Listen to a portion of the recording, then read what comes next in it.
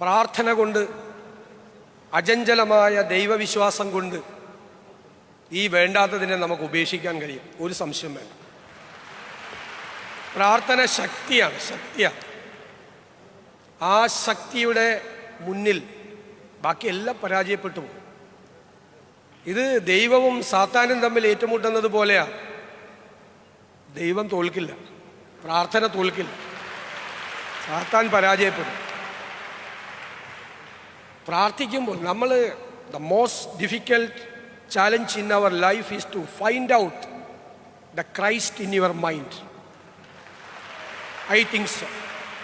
അത് കണ്ടെത്താൻ കഴിഞ്ഞാൽ എല്ലാത്തിനും സൊല്യൂഷനായി എന്നാണ് ഞാൻ കരുതുന്നത്.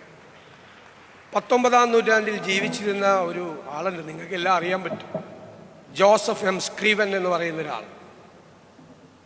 ഐറിഷ് വംശജനാണ്, കനേഡിയൻ സിറ്റിസണാണ്. അയർലൻഡിൽ ജനിച്ചു.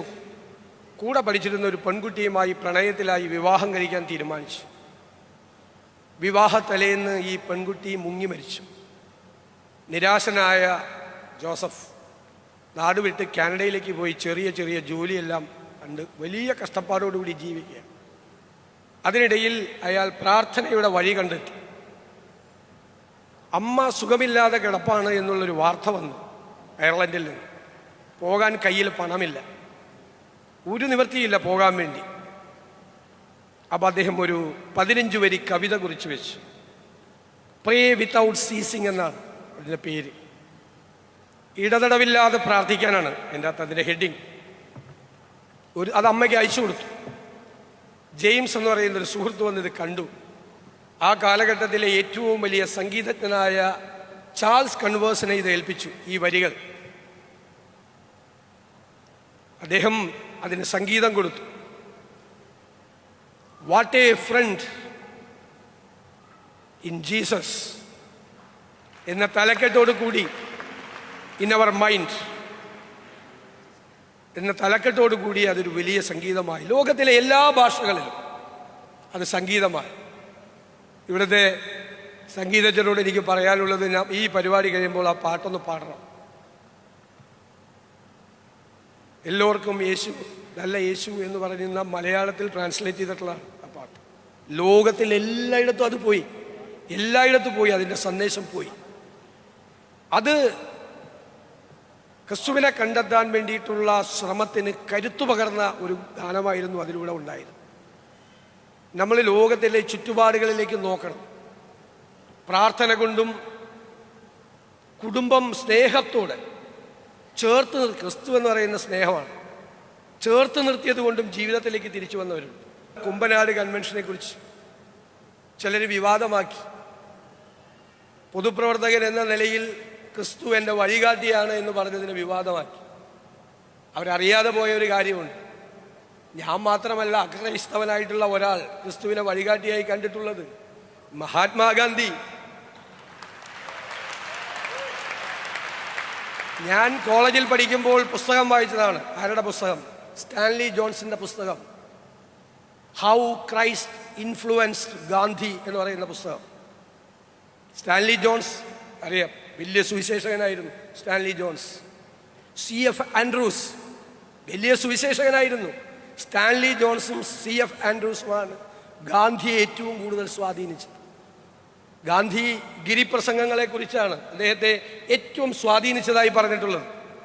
ഗിരിപ്രസംഗങ്ങൾ നമ്മൾ പറയില്ലേ, മലമുകളിലെ പ്രസംഗം എന്ന് പറയില്ലേ, അതാണ് ഗാന്ധി ഏറ്റവും കൂടുതൽ സ്വാധീനിച്ചിട്ടുള്ളത്. അദ്ദേഹം നോൺ വയലൻസ് എവിടെന്നാ കിട്ടിയത്? ക്രിസ്തുവിൽ. സ്വാമി വിവേകാനന്ദനെ ഇൻഫ്ലുവൻസ് ചെയ്തിട്ടുണ്ട് ക്രിസ്തു. അങ്ങോട്ടൊന്ന് നോക്കിയാൽ മതി, ക്രിസ്തു എല്ലാവരെയും ഇൻഫ്ലുവൻസ് ചെയ്യും. കാരണം ഞാൻ ഏതെങ്കിലും ഒരു മതവിഭാഗത്തോട് ചേർത്ത് വെച്ചല്ല ക്രിസ്തുവിനെ കാണുന്നത്. ഞാൻ കാണുന്നത് ട്രൂത്താണ്. ട്രൂത്ത്, സത്യമാണ്. സത്യം നമ്മളെ ഇൻഫ്ലുവൻസ് ചെയ്തു എന്ന് പറയാൻ നമ്മൾ ആരുടെ മുമ്പിലാണ് തലകുനിക്കേണ്ടത്? ഒരാളുടെയും മുമ്പിൽ തലകുനിക്കില്ല.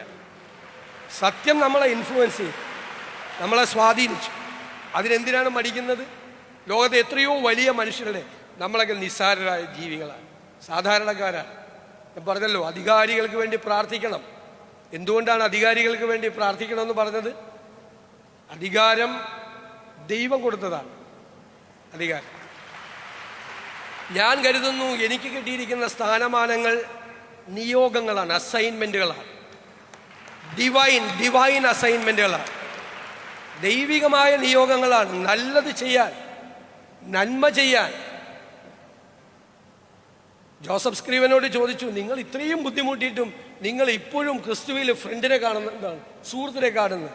അപ്പം ജോസഫ് സ്ക്രീവൻ മറുപടി പറഞ്ഞു, എൻ്റെ സ്നേഹിതനാണ് ക്രിസ്തു, എൻ്റെ സ്നേഹിതൻ.